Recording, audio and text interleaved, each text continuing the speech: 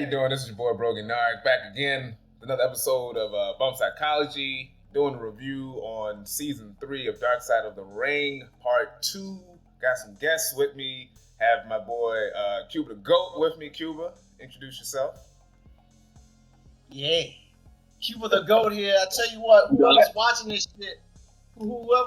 this, you will get added to my list here. Oh, God. This is the list of Cuba right here. You see it? The A is a little bit fucked up, but this right here is the list. Oh, that's actual list. Your name is on actual it. list.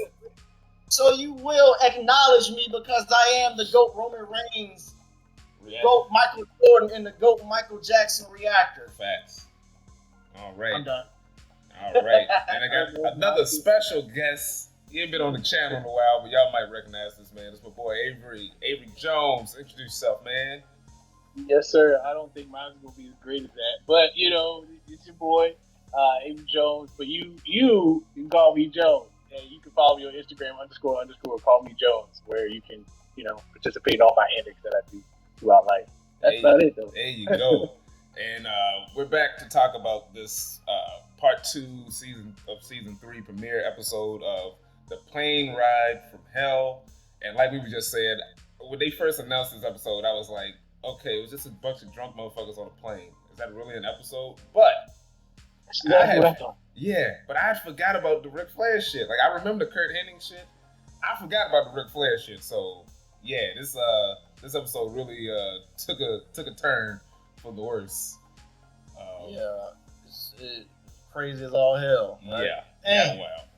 And this is what the show is about. So before we get into this video, don't forget to like this video, share it, and subscribe to the channel, and stay tuned for more. So let's get into it. So the episode recaps the story that happened back in May 2002.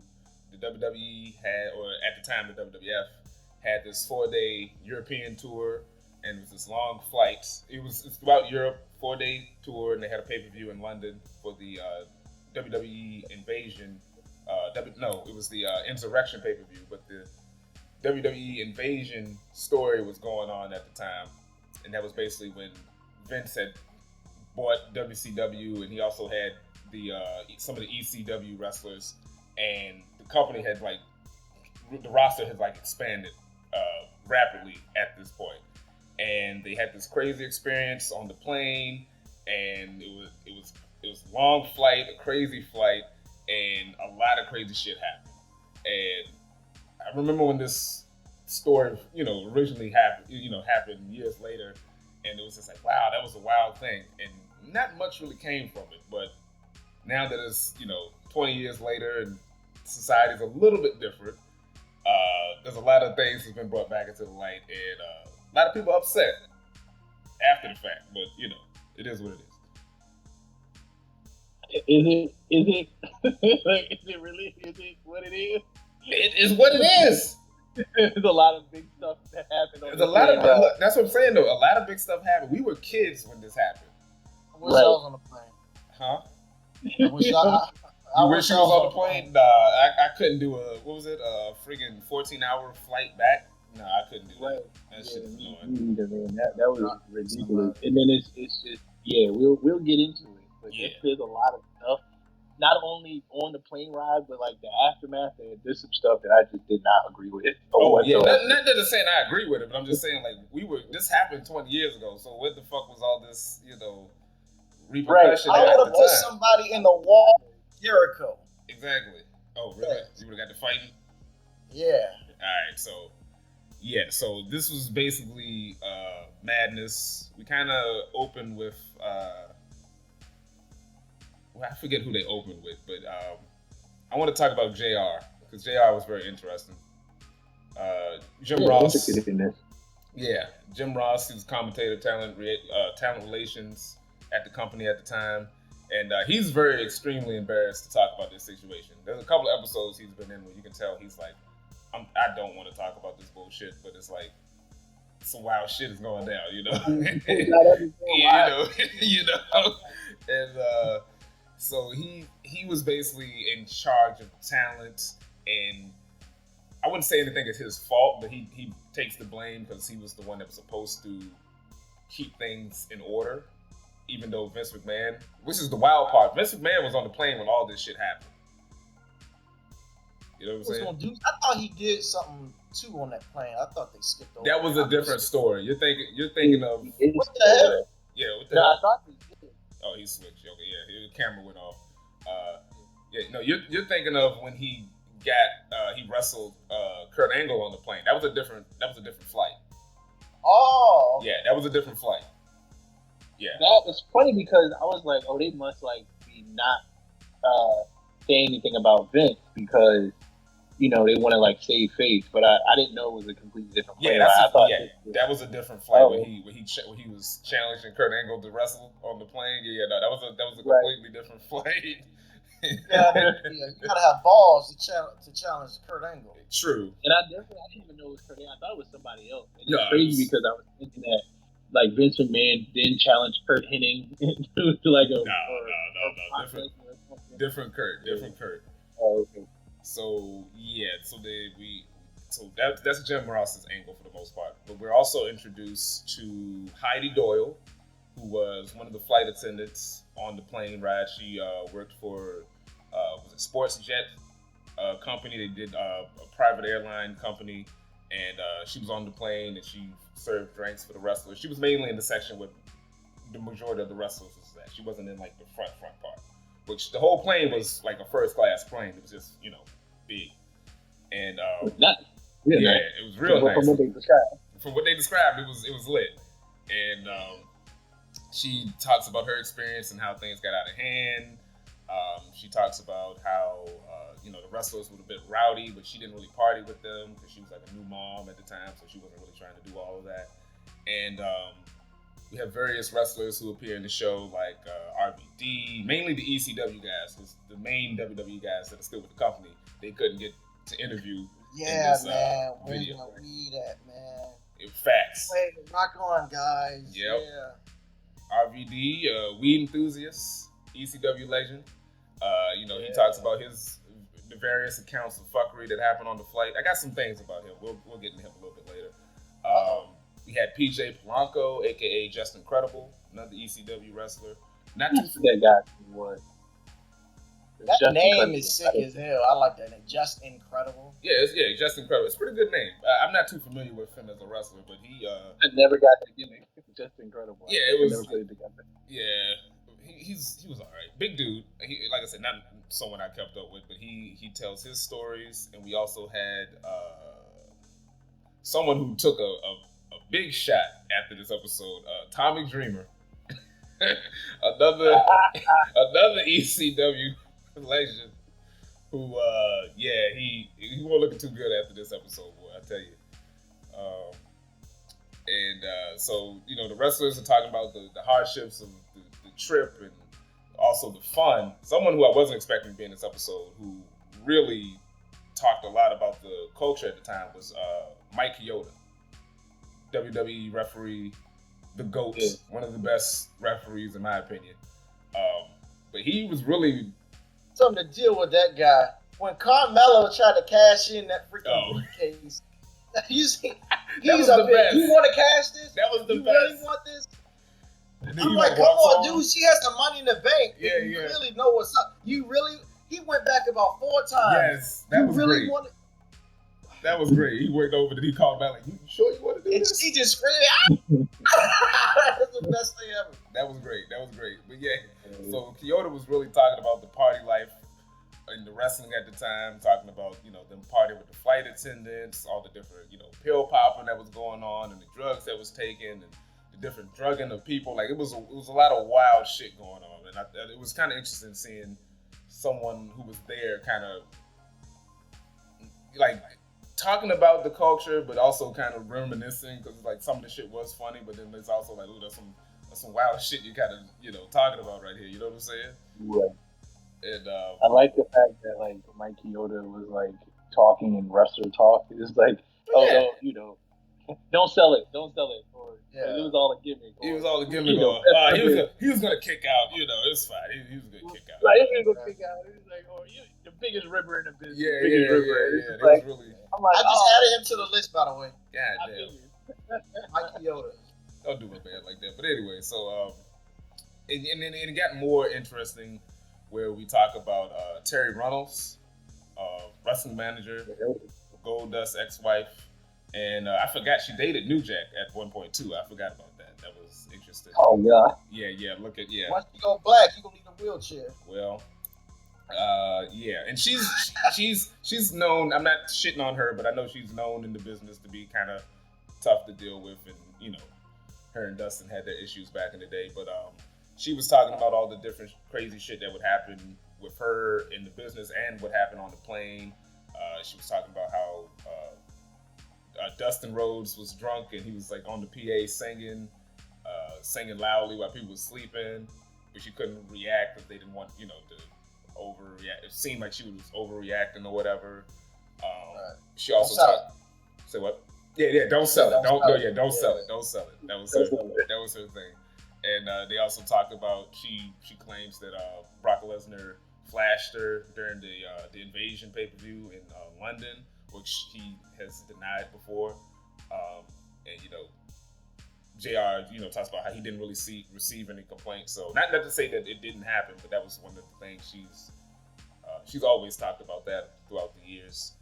And we get into some of the funny shit that happened with Michael Hayes, where he got H-bombed. So some of them talk about the H-bombs, which was this drug.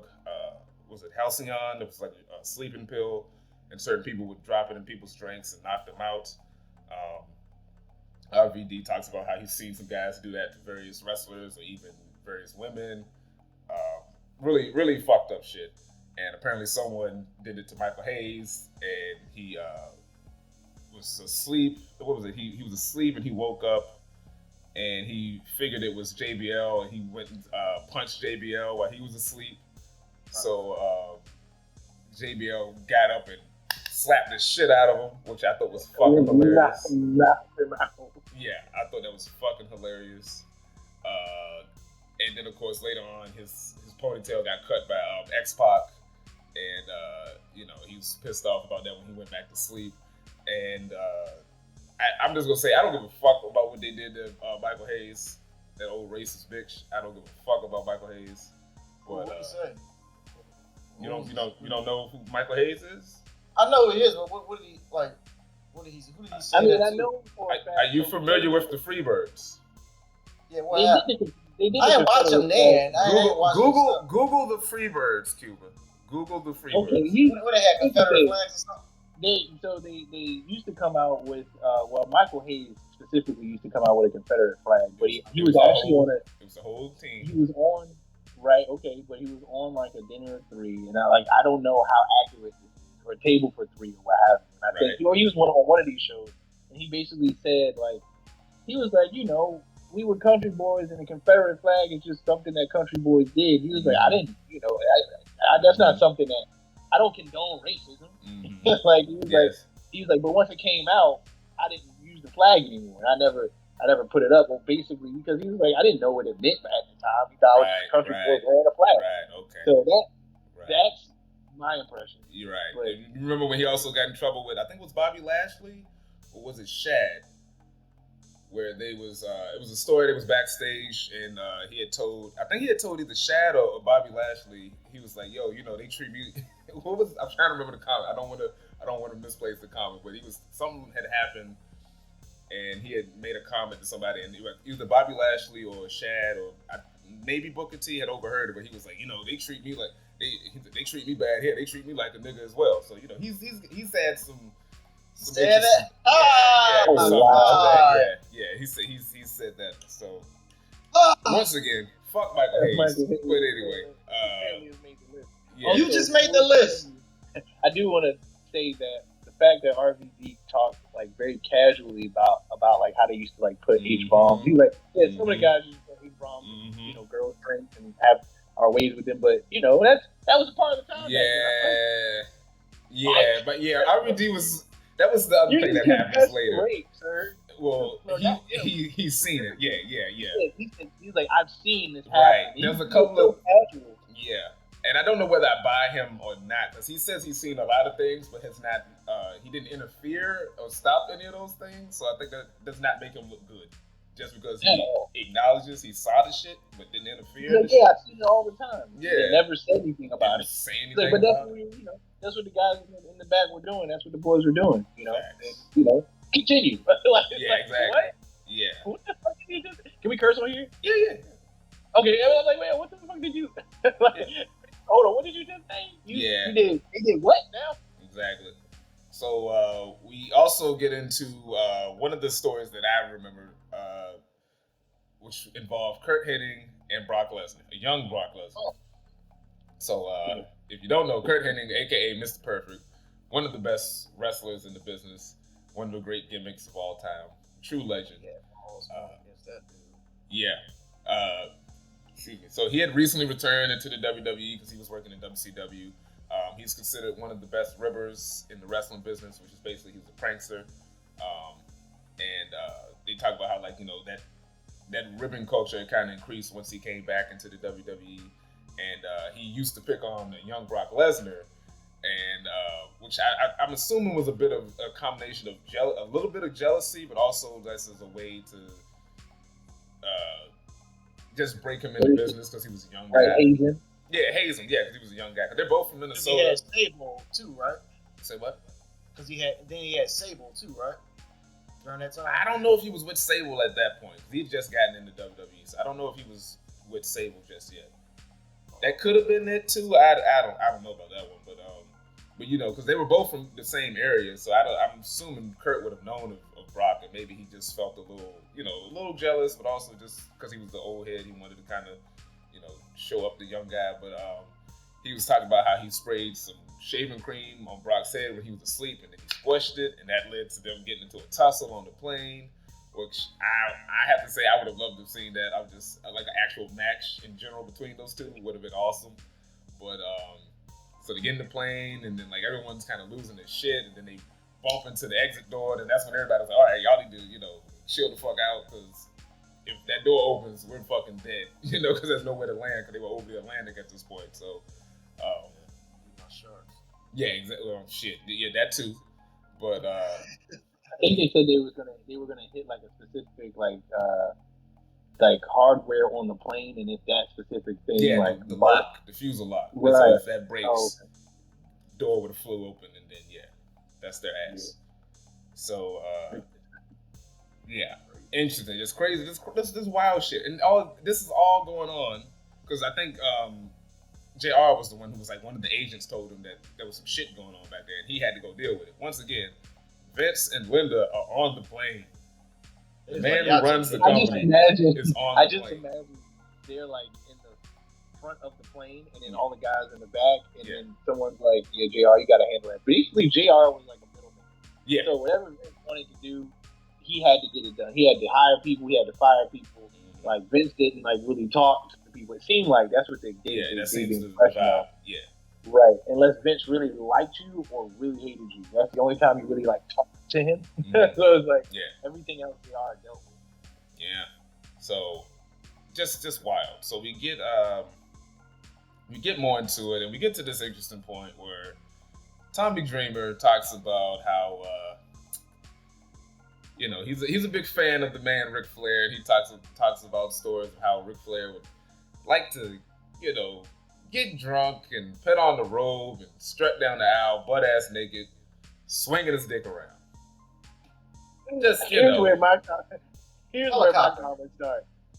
Because first of all, Tommy Dreamer really is on Ric Flair's dick, literally. He's a fan. No, he is there's a separation between I like Ric Flair. Ric Flair is one of the greatest in the business. But when you're there's a reason they call him the Ninja Boy, because he was hung, boy. Let me tell you what. That dick was big as hell. He said he had a hammer. That's what he said. He had a hammer on him. I won't there.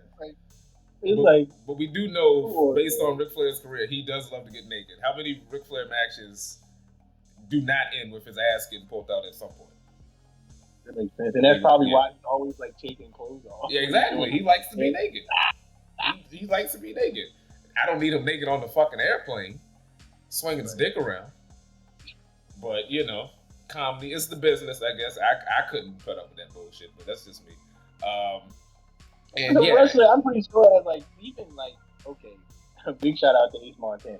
But he told me when I first started like wrestling, he was like, let me tell you something, kid.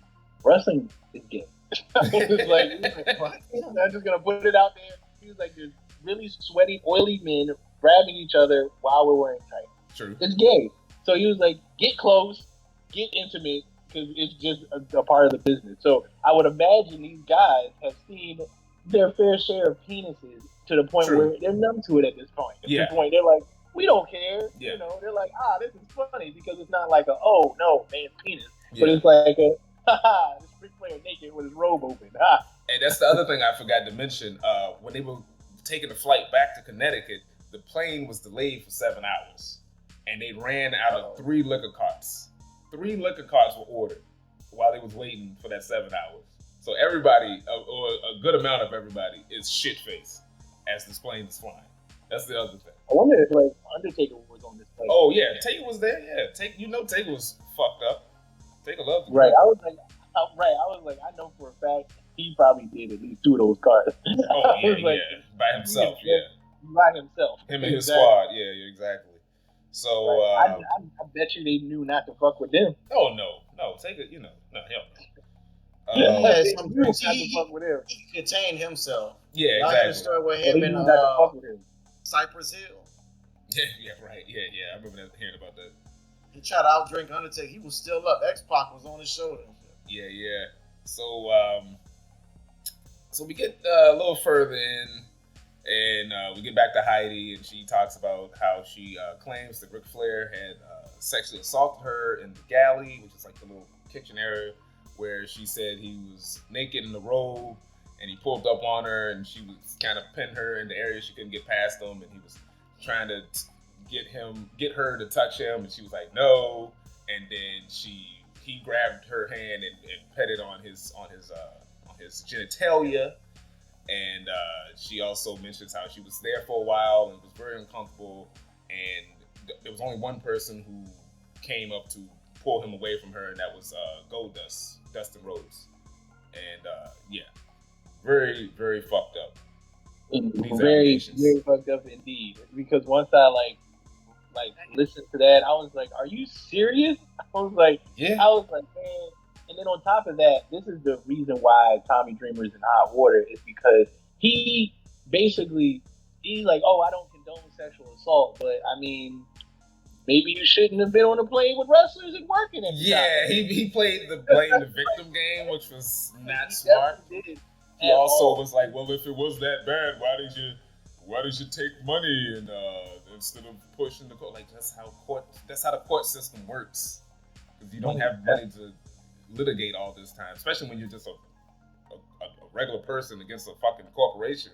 You know what I'm saying? But, Exactly. And then it's just like when I heard that, I was like, "Oh, come on, man!" I was Yeah. like, "I'm not." I was like, "Why am I not?" I'm not like surprised. It just like made me like angry because you're like, I don't know, man.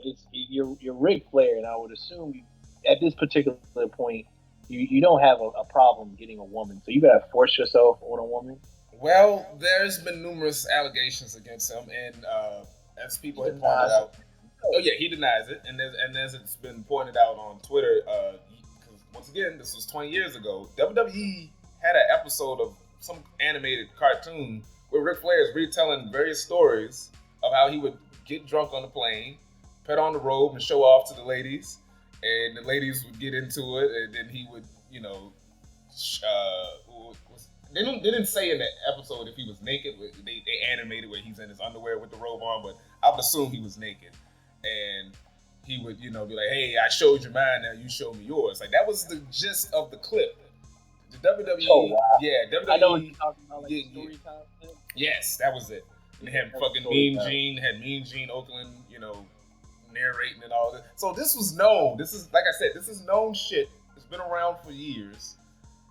If it wasn't handled then, I don't think it's gonna be handled now.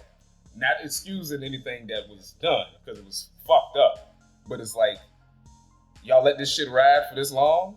but now I'm supposed to be overly, upset. Like y'all could have handled this shit years ago.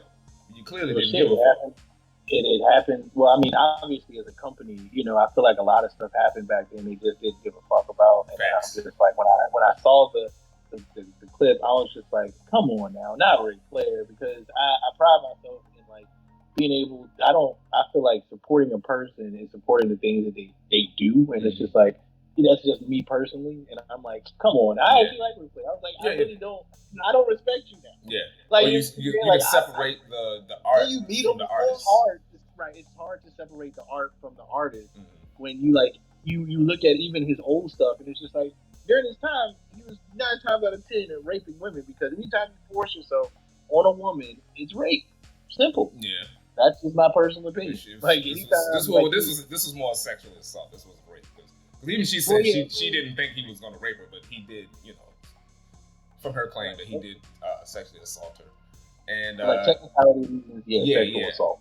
And as you said, Tommy Dreamer was recently suspended from Impact because of his statements in the episode. Which I remember when this. For real? He was suspended. Yeah, he was. Well, at first I was like, "What did he? He must have did something." And then when I saw the episode, I was like, "Oh, now I see why they suspended him." Because I seen it the night that it actually aired on Vice. And I was like, oh yeah. They getting Rick ass. Getting Tommy. Well, some people claim this was the reason why he was recently released from WWE because they knew this episode was coming, and they was like, "Yeah, we're gonna have to cut ties with you." That was the rumor, but he denies that.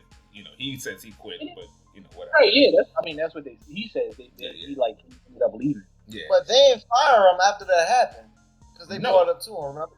True. Yeah, because he said he got a JR. He got a free pass. Yeah, he was Ric Flair. Yeah. If it was Hulk Hogan, he would have got a free pass too. That's something that pissed me off because it's just like because they asked him, he was like, why, this person got fired, this person got suspended, this person got fined, but why, the main person that did some stuff, like some really bad stuff, Ric Flair. Right? It's like it was Ric Flair, but nothing happened to him. He was like, well, he's kind of untouchable at that point in time because he's Ric Flair, and I was just like, Vince McMahon has to be like, oh shit. Well, you also have to know that JR don't work for that company no more, so. Right, so he don't really give a fuck. He don't give a fuck. He don't give a fuck. I bet because Vince McMahon is just like, okay, now that I let basically a person that sexually assaulted a woman stay with my company, that's out because I'm more than certain it's happened on various occasions. Yeah. Where it hasn't gotten out, or no one said anything about it because that's the pack with the boys in the back. But it's like, this isn't right, and it's like I'm more than certain a lot of shareholders were looking at that episode like this. Yeah, but you also, once again, he's not with the company, so you can't hold him against it. He's not with the company anymore. Oh yeah, I'm not holding it against Jim Ross, but I'm not talking. I'm talking about Ric Flair. I'm saying in terms of the shareholders. Technically, Ric Flair's not working at WWE anymore. This is true, but it's not. I think it's more so the principle of the fact that, like, okay, this episode came out. People are looking at you like, okay, you let this person that sexually assaulted a woman on a plane stay with your company 10 years ago. Yeah. How do we know this isn't happening now? Well, how does we know it hasn't happened from Ric Flair on up? True. How do we not know that? I wanna sell my portion of this company because I don't want any part of it. Yes, that's a part. Yeah, right. That could happen as well. And let's not forget Scott Hall. That's exactly where I was going. So, and that was also in the episode, RVD was one of the people who corroborates Heidi's story, saying that he also saw her being, he saw Ric Flair around her, but once again, he saw it, didn't do anything. So that happened. She was freaked out about that, and then she talks about later in the flight, she approaches Scott Hall, aka Razor Ramon, aka Diamond Stud, aka I can't remember the other names he had, but anyway, she approaches Scott Hall, who at this point in his life, he is fucked. His life, his addiction is terrible, and she talks about he was asleep, and then she went to talk to him. He wakes up, he forcibly grabs her, says some vile things to her. She doesn't recount all the things that he said. One of the things he said is he was on a liquor, and he goes to lick her face, and then he passes back out. And yeah, this is crazy. Why, like, just like, oof.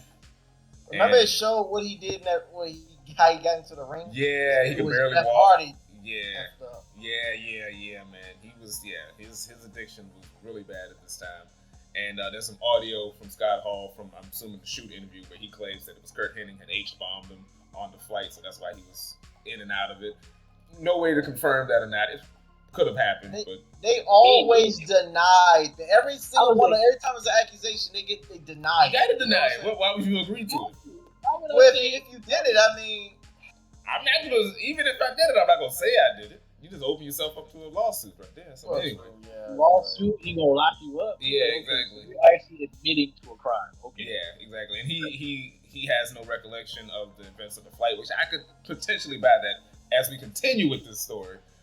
Yeah, I can definitely understand. Well, when they land, I was like, oh yeah, not surprised. Yeah, when they land, fucking Michael Hayes wakes up, ponytail's gone, so he's pissed off. He doesn't know who cut his ponytail. They're getting off the plane. Plane is trashed, and they see Scott Hall still sitting there, and they thinking he might be dead. That's how fucking, I guess, low his breathing, his heart rate was, because they thought the motherfucker was dead. But he wasn't. They didn't care about him either. Yeah. They just left him on the plane. Justin Incredible had to get his passport. Yeah, Justin Incredible, got him up and wheeled him through the airport in a wheelchair. Don't forget the stuff that they actually had to clean up on the plane. Right. The lady Heidi was like, there were syringes and like drugs. Yeah, a bunch of shit. Like, we can't clean this. And they were like, yeah, you should clean it. And Heidi's like, no, I'm not gonna clean it. Yeah, so her and some of the other flight attendants left. And Goldust spitting in the seat. Yeah, they just said he was spitting his chewing tobacco in the little pocket in the seat.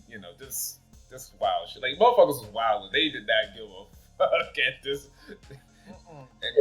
I've watched a lot of different shoot interviews where they were talking about how, like, back in the day, after a while, the car rental companies wouldn't want to rent to wrestlers because they would just wreck the cars. Remember they said that in the Dynamite Kid episode, Cuba? It was like he would always wreck the car because he didn't own it, so he didn't give a shit. So, wrestlers was very reckless. And they mentioned how later on in that the next day when they did the Raw show, someone had put Michael Hayes' ponytail in the bag and pinned it to the locker room door. I took that thing once again, fuck Michael Hayes. But so the show goes, as the episode goes on, as we mentioned, the repercussions. Certain people were suspended, certain people were fired, like Kurt Hennig and Scott Hall, and Kurt Hennig died shortly after that from I think he OD'd, right? Wasn't that he had a heart attack due to drug use or something? Yeah, one of the two. Dustin was fined. Now they don't mention that Brock Lesnar was fined, because once again they never confirmed what But then again, I don't know if he was fined for the fight. Him and Kurt Hennig getting on the fight, because they weren't gonna get rid of Brock Lesnar because he was like the next big thing at that point. So, and of course, Ric Flair got off scot-free until recently. They're suspending his commercials, and the episode, like I said, was taken down, and his potential AEW appearance might not happen. I think it's gonna happen, but just not anytime soon. And you said what? You said what got taken down? You said the recent episode. Yeah, the episode. Remember, I was talking about the episodes about him talking about being with the flight attendants on the network. Remember, I was just talking about that. Oh, with the story time. Yeah. Oh, that episode was taken over. Yeah, they took that one down, and they took the one about Kurt Angle and McMahon down as well, because they didn't like with Cuba. They didn't want that two stories to get confused with this fuckery, so they took both of them down. Oh wow, I didn't know that. Yeah, that was very smart. Yeah, very smart. So, the plane ride for hell was one of those big events that led to the WWE locker room. The locker room culture changing for the better. Less aggressive, less wild, less.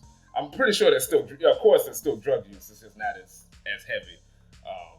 And it's a little more regulated. But like we said, I was not expecting this episode to be as earth shattering as it was. But fucking Vice TV is just out here getting everybody. They getting everybody, bro. We do not care. And then, I think the actual culture changed from, and I think I saw this on another Table of Three. I actually like that show.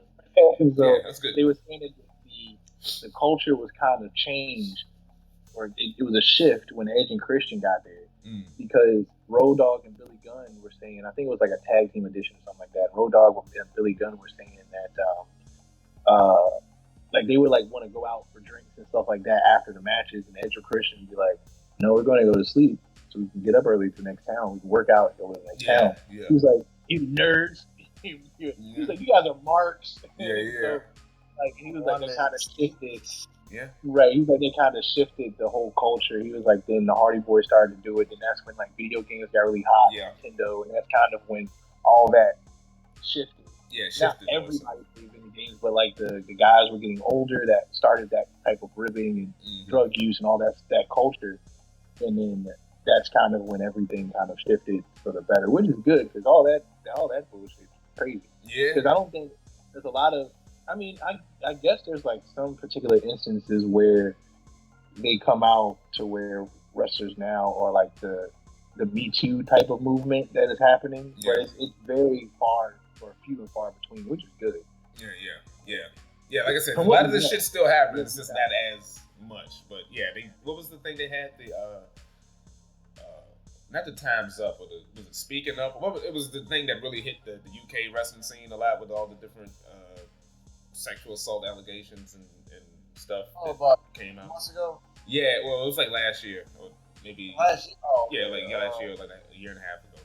But talking about when all that was connected with the Joey, what's the guy? Yeah, Joey Ryan and Marty Skrull and a bunch of other guys. Yeah. So, wild shit. This was a very interesting episode. Like I said, not one I was looking forward to because I didn't think it was gonna be that big a deal. But like, boy, was I wrong. It was a big deal. Yeah, I was wrong as fuck. What a domino effect. I still have yet to watch. I think they showed so before it came on, I didn't know an episode was going to come on for that. And the Dynamite Kid one was ending before that one came on, and I saw like a little bit of it, and I was like, I need to watch this one. Yeah, Dynamite Kid one was good. That was a good one. That's a really good one. Really, and it's crazy how much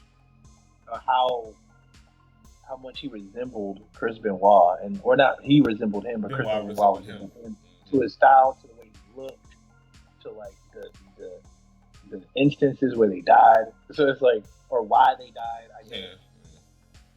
So it was, that was kind of a lot. But yeah, this was one I didn't expect to be that interesting. I remember Mick Foley was saying something about it in his book. I used to work at a library a while ago, and I was reading that like periodically as I worked, and we talked a little bit about it. But I was just like, oh, it was just wrestlers being wrestlers on a plane. Yeah.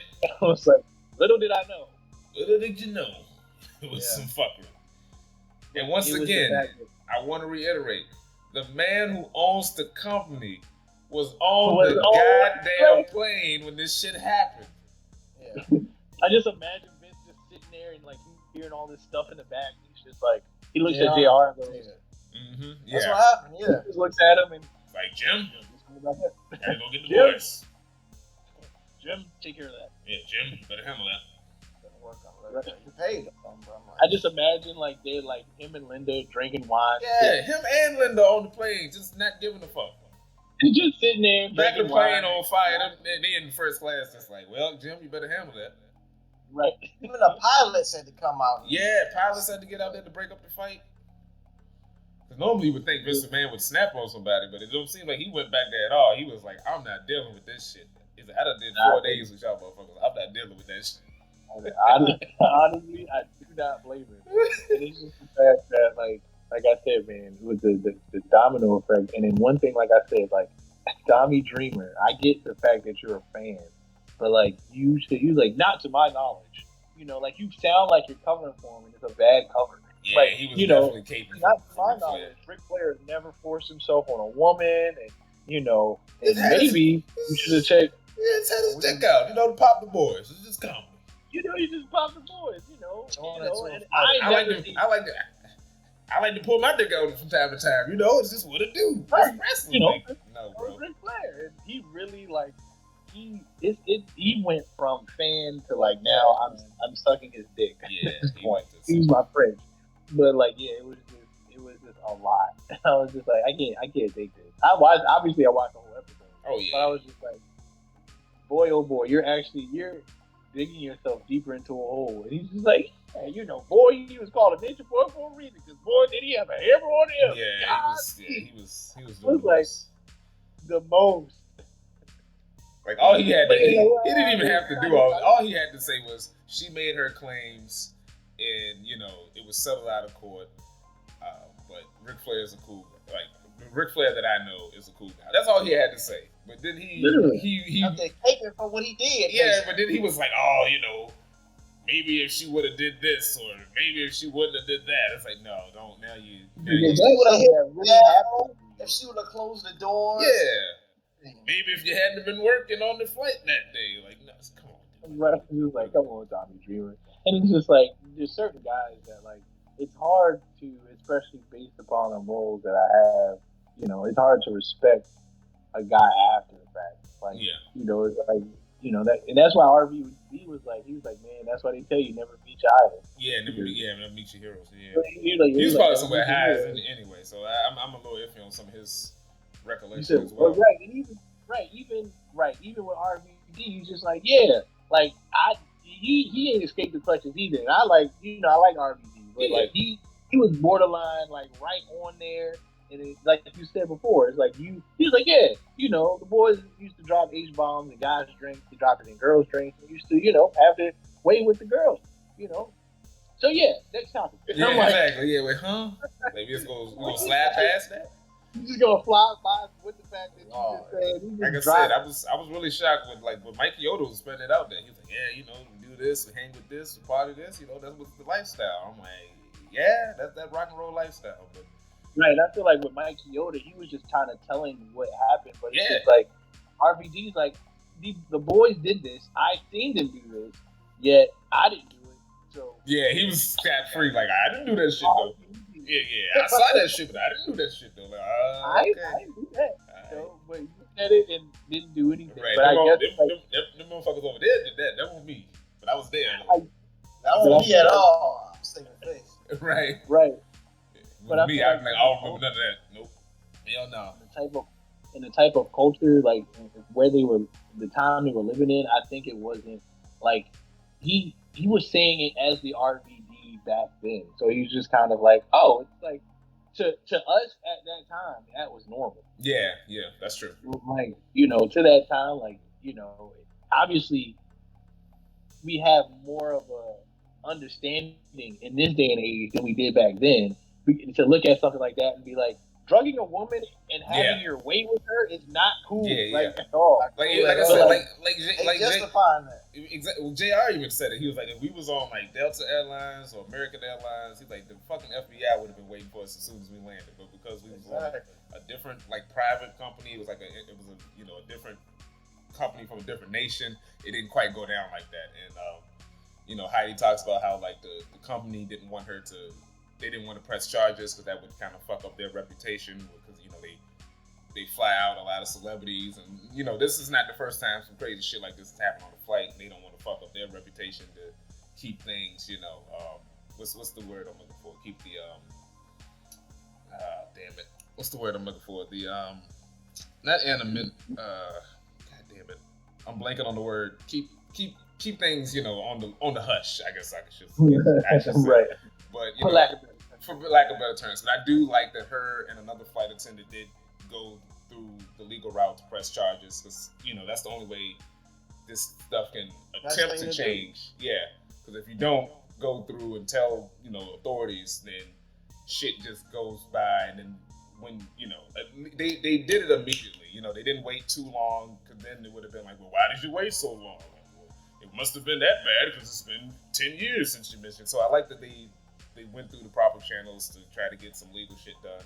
And, like you said, sadly, it had to be money to be the thing that makes something kind of change or at least go away. But it wasn't like necessarily true justice. But, But even like Carrie Reynolds was like, she even tried to downplay it because she was just like, if I went to the court every single time I had something like that happen to me. I would.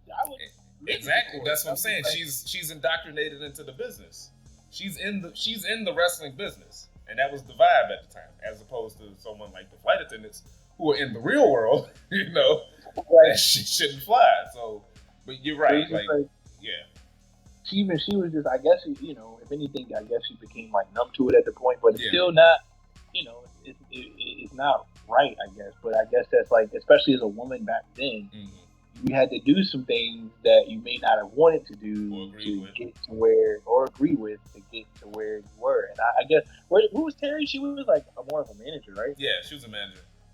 Right. Oh, okay. So it's just like, she kind of just did those particular things, and like, my favorite part of the whole episode, like, was the fact that Mike Chioda was like talking in wrestler talk. I just love that. Yeah, I think MVP of the episode. It's a fucked up situation, but I would say Mike Chioda was the MVP of the episode because he was just spending it out there like, this shit was wild. This is what it was, and granted, he was laughing at certain things, but like, I wasn't on the plane. Some of this shit, it would have been funny, but then like, from a different point of view, it's like, okay, that's not funny because everybody almost died, and shit like that. So that Brock and Kurt Hennig one, they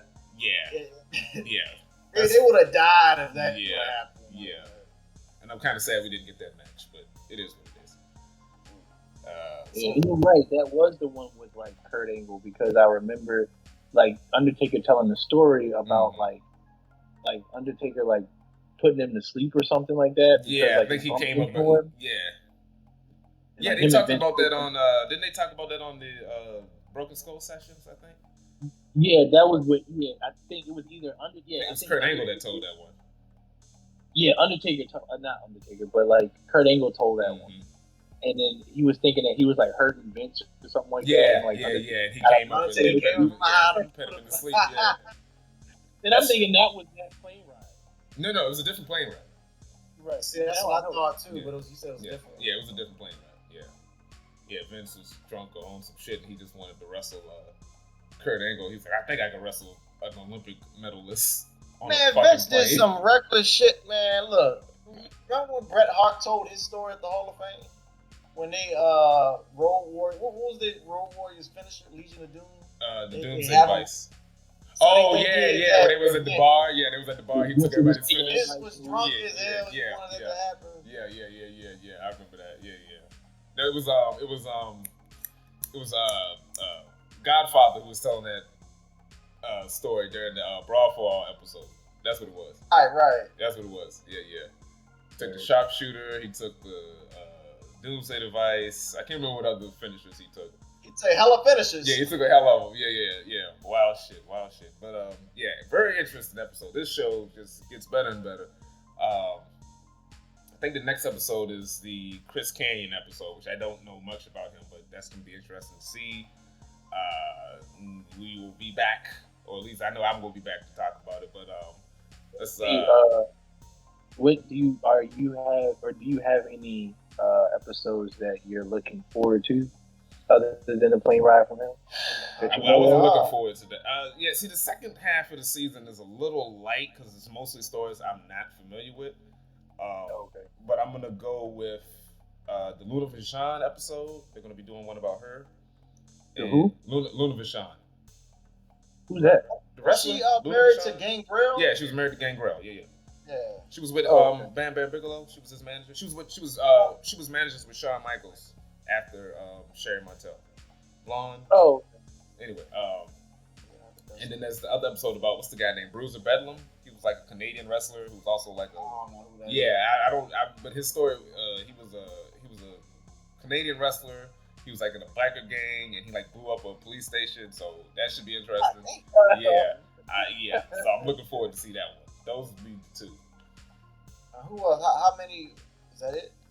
Those are the two ones. There's more, but those are the two that I'm mainly looking forward to see. Do you know what's the last episode? The steroid trial. Oh. Yeah. WWE steroid trial. I don't know. Like, I know for a fact that like this episode has shown me that like I like wrestler talk. Yeah. I mean, I liked it before. I liked it times better now. I'm just gonna start talking like that from now on. I'm like, hey man, like if we ever like go out to a bar and you're like toasted, I'm like, hey man, you gotta kick out, brother. You gotta kick out. You gotta kick out. Don't sell it. Don't sell it. Don't sell it. Don't sell it.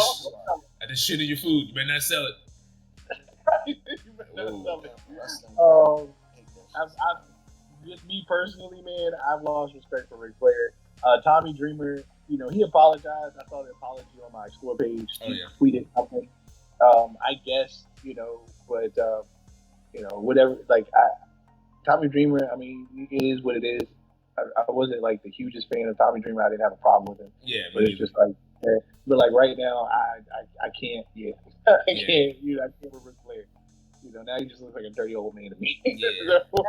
Ric Flair drip is off. God damn, what the fuck? Ric Flair drip. You can get notifications. Ric Flair drip is off the equation. I think this is the time, Cuba. What happens when you forcibly try to make flight attendants touch you in a plane? I don't know what you're talking about. You don't know what happened. Come on, he set you up for that one. I don't know what you're talking about. I know what happens when you set. Okay, I'm about to say. Trying to force people on a damn plane. Ric What happens when you do that? And also Tommy Dreamer, when you're wearing two ponytails and just saying what you that was the dumbest shit. God, that was the oldest boomer bullshit. Where he was like, you know, people get offended about anything nowadays. Yes, especially sexual assault. You fucking idiot. Yeah. What he said. But Ric Flair, Tommy, you just make the list. Hey. Talking about some, I got two ponytails. I'm pretty sure someone's offended about that. Maybe. But you know what more people are offended by? Sexual assault. You dumbass. You dumbass. I wonder, like, I just want to know how Ric Flair responds to it. If he does said at all. I think I saw a post that he I think Ric Flair's already on here. Oh, is he already on there? I did not. You were like, I got like 200 names. Yeah. I'm pretty. He's already said he's denied these allegations. But this ain't the first time. Like I said, it's been 20 years. This ain't the first time this shit came up. And I feel like that, especially how he grew up and how he went through the business. I feel like that's his answer for everything. Like, he's never going to say like, "Oh yeah, I did those things." Yeah. But he's going to be like, "I did not." I did not. Never happened. Yeah, I was a little surprised because they settled out of court, but I guess there wasn't like an NDA, like a no, you can't talk about this clause. Because once I saw that they actually went through with this, I was like, oh well, I guess you can still talk about it because she was petting it out there. So, but yeah, it's fucked up that her and those ladies got her for the episode too. Say what? What's her name? That's the good thing we got her on the episode. Oh, but it was another female that filed. That's what I'm saying. I was just about to say. I was about to mention that, like the other flight attendant, whatever she went through, because we don't know what exactly she went through specifically, but it's fucked up. They had to go through that shit. But, let's wrap it. I'm trying to wrap this. Let's wrap this up. Wild episode. But I'm gonna let Jones let the people know where they can find you. Once again, you can find me at _ call me Jones on Instagram. That's it. You gonna promote the podcast? I mean, I don't even know when I'm putting it out, but I do have a podcast you can listen to. If you search the Avery Jones podcast on Google, it pops right up. So you can listen to the Avery Jones podcast wherever you listen to your podcast, and you can watch it on YouTube as well. Just type in the Avery Jones podcast on YouTube to see both of these episodes. There you go. There you go. Promote your shit. All right, Cuba, let the people know where they can find you. Find me at Cuba the Goat, Twitter, Instagram, and YouTube. Subscribe to the YouTube page. Subscribe to Cuba the Goat Gaming on YouTube. And that's it, I think. Yeah. Okay. And I'm the boy BrogiNaric. YouTube, Instagram, Twitter. What else? TikTok. Follow me there, BrogiNaric. And thanks for watching. And stay tuned for more videos. Acknowledge us. You gotta start spelling that name out. No, nobody knows. Brogi, BROGI space NARIC. You should be able to spell it. It's spelled like it sounds. Anyway, thanks for watching. Stay tuned for more videos. Roman Reigns is the best. Peace. Sting's the best. But anyway, Oh.